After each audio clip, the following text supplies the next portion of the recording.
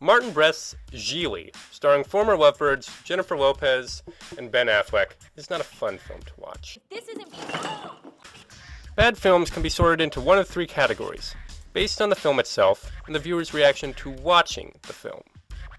The first type of films are so bad they actually come off as comical. A perfect example of this would be Plan 9 from Outer Space, which featured spaceships flying on strings. The second type are films that are aware of how bad they are.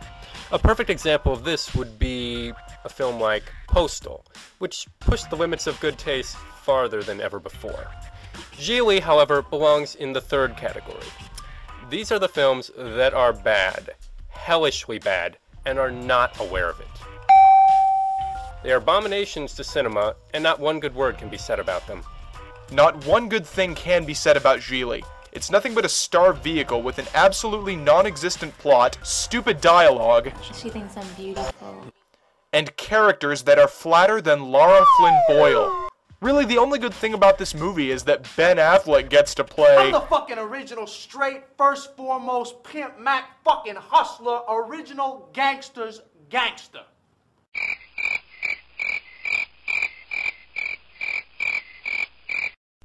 And it's just really, really creepy. Penis. The movie starts off with Larry Gigli, rhymes with really, waxing pseudo-philosophy to the audience, reminding us that we just never fucking know. Though at first you might think that this is Gigli being clever, commenting on the audience reaction to the movie, we find out that he's really addressing an unfortunate man tied up in a spin dryer. Larry's collecting money that the man apparently owes to Larry's boss, Lewis, a local gangster, or mobster or something. The audience is never specifically told what place Lewis has in the criminal hierarchy. But anyway, despite Larry's threats, the man's only able to cough up half the money he owes. When Larry reports back to Lewis that he only got half of the money, Lewis bitches him out and insults him like a whipped dog. Here it is established from Lewis that Larry has an excellent reputation as a gangster, You're supposed to be like this vicious fucking mad dog. paving the way for the movie's first glaring character inconsistency. More on that later. Here Lewis lapses into the film's mode of gangster speak. Gangster speak in this movie is using a lot of complicated words to really not say very much. It's almost like when writing the script, Martin Brest watched some Quentin Tarantino films so he could learn how to add nuance to characters' dialogue, but he apparently forgot that nuances need to have a meaning. Lewis orders Larry to go pick up a kid, A beloved relative with certain psychological defects. who is the brother of someone who is causing problems for Lewis's friend in New York.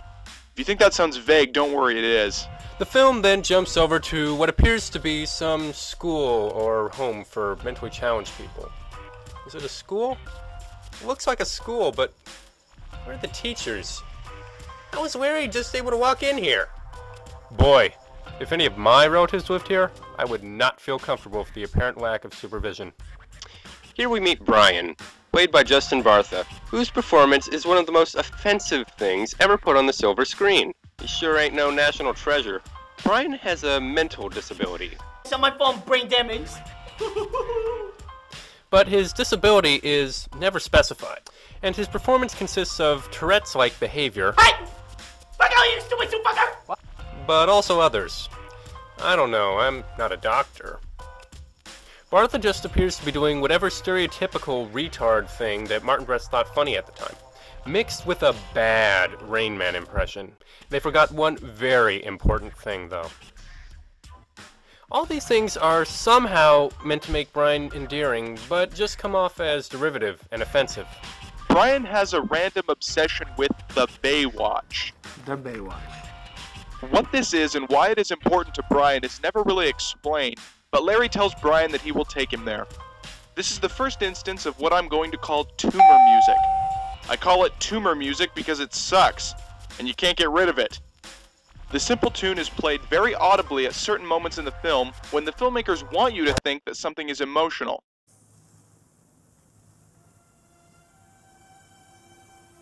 You wanna go now? To the Baywatch. Yeah. I'm going there. I was on my way. Said wood. Said wood. Let's go. Come on, let's go. They're really there. I think you could be friends there.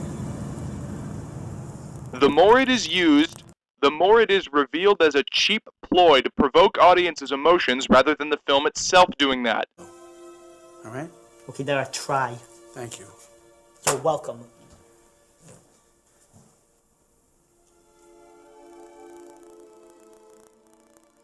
To the Baywatch. They might as well have held up a sign. I'm going there. I was on my way. Said wood. All right. Said wood. It's about as subtle as that.